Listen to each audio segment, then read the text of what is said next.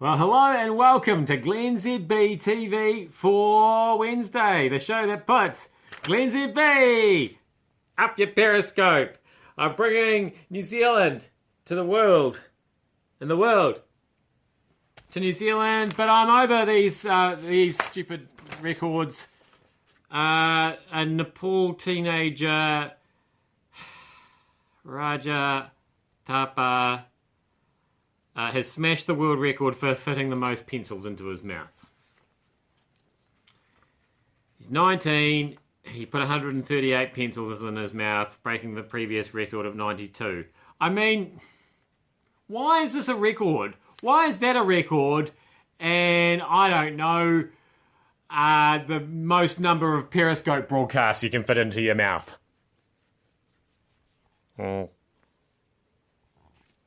See, 1. Do I now hold the record? Let me know.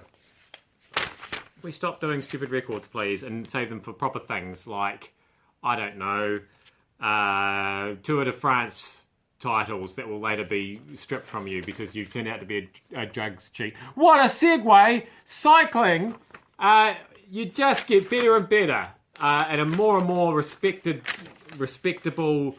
sport.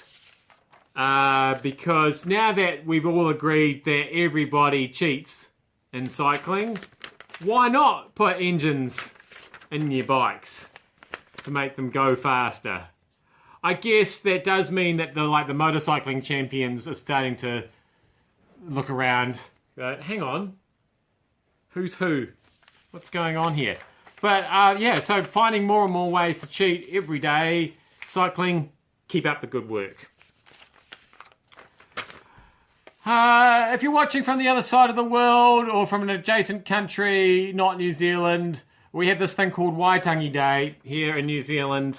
It's supposedly our national day. But like a lot of national days around the world, yes, Waitangi, yep, that's right. It's where a treaty, a contract was signed between the inhabitants of the country at the time. Not really the indigenous people because they came from somewhere else as well, apparently. But anyway, and the white people who had just arrived, and the white people took everything and shafted them on the deal, and you know the story. It's the same story we've seen all over the world. Anyway, this causes a problem every year, and now people are calling for a different day, maybe a different date. The overwhelming thing that people seem to be calling for is for the wanting to have a barbecue and drink beers. Now, there's nothing specific. I've had a brief look. It's a complicated document, the Treaty of Waitangi, but I've got old barbecuing or drinking beer in there. And I think that's probably where the problems arose. So could we just add something to it? Hello, Spain. I'm sure you're very interested in hearing about Waitangi Day. Yeah, if we could just add staple, because I just did my employment contract. I signed up for another 3 years. You may be pleased or dismayed to hear with News Talk ZB. So anyway, I just stapled a thing onto the contract with some extra conditions and signed, and that seems to be legal. So could they not do that with the beers and the barbecues? Not sure. What great voting going on in Iowa.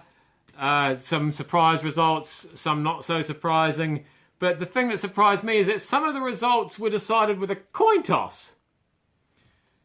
For those of you wondering what time it is here, Google it. Well, as I broadcast, it's 9:30 a.m. So if you're in Spain, it isn't 9:30 a.m. I don't know how that works. Something to do with how you set your clock. I don't know. There might be something to do with the rotation of the Earth, but that sounds crazy if you ask me. I know. Just then from Spain, this is becoming a lot about Spain.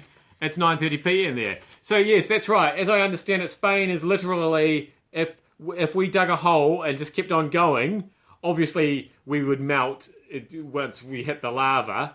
But if we didn't and carried through the other side, we'd come out in Spain. You're talking with the future, yes. Yes, you are. You're literally talking to somebody from the future. Disappointing, isn't it? I know you were hoping for a robot, or at least a driverless car, but you got me instead. I'm sorry. Anyway, back to Iowa. Spain, keep up. So yeah, they decided some of the results with a coin toss. So there's a lot of wacky voting. Apparently, they didn't expect the massive voter turnout in the place where they decided who won by people standing next to the people they wanted to win. There were so many people that they were all standing next to each other. So the people, you've got a crowd of people. I should have drawn a Venn diagram. You've got a crowd of people around one candidate, a crowd of people around another. They intersect somewhere. Who are those people in that intersecting part? Very confusing. Does your head in. I still think there's some merit to my suggestion we cut America off the Earth and send it off into space. Oh, then what time will it be there? I don't know. A lot of astrophysics in the podcast today. Finally, India has a car called the Zika. They've decided to change the name. Because apparently nobody wants to drive a car named after a virus. Which is, when you think about it, I'm just trying to see if I've seen too many herpes driving around or many influenzas. Is that a coupe, the influenza? Sounds foreign. Sounds sporty, the influenza. The HIV, that'd be it sounds like something with a big flatbed that you could carry cargo on, the HIV. Sort of your utility vehicle. So the Zika, yeah, not a goer. Not a goer.